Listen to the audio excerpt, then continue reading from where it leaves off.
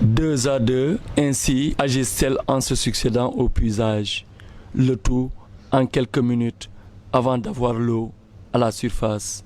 À ce rythme, vous aurez facilement une idée de la profondeur des puits. Les puits sont profonds et tarissent en cette période de l'année. Et c'est nous femmes qui en souffrons le plus de cette situation. Des femmes autour des puits, à longueur de journée. C'est l'image du jour. Elle reflète les conditions réelles de vie des femmes dans le monde rural. Ici, nous sommes à Saré Khaboudou, dans le département de Vélingara, à quelques encablures de la Guinée-Bissau. Nous puisons à la fois pour abreuver le bétail, pour laver nos ustensiles de cuisine. Nous ne nous reposons même pas. L'eau n'est pas propre. Nous la buvons. Nous la donnons à notre bétail. Nos enfants souffrent continuellement de maux de ventre. Nous pensons que c'est à cause de cette eau-là.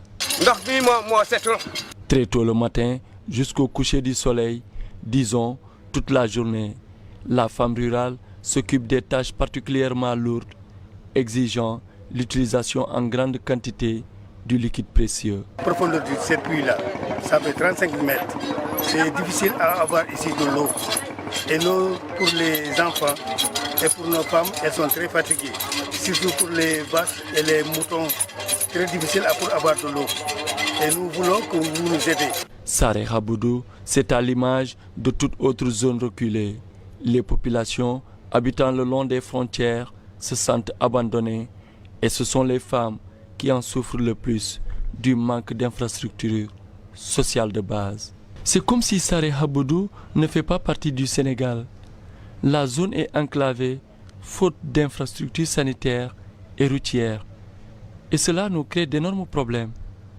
Ces temps-ci, nous avons évacué une dame sur Tamba, mais c'est en cours de route qu'elle est décédée. La femme rurale souffre. Ses droits sont toujours bafoués. C'est le message du 8 mars. Leur doléance reste toujours l'accès aux services sociaux de base et l'allègement des travaux ménagers.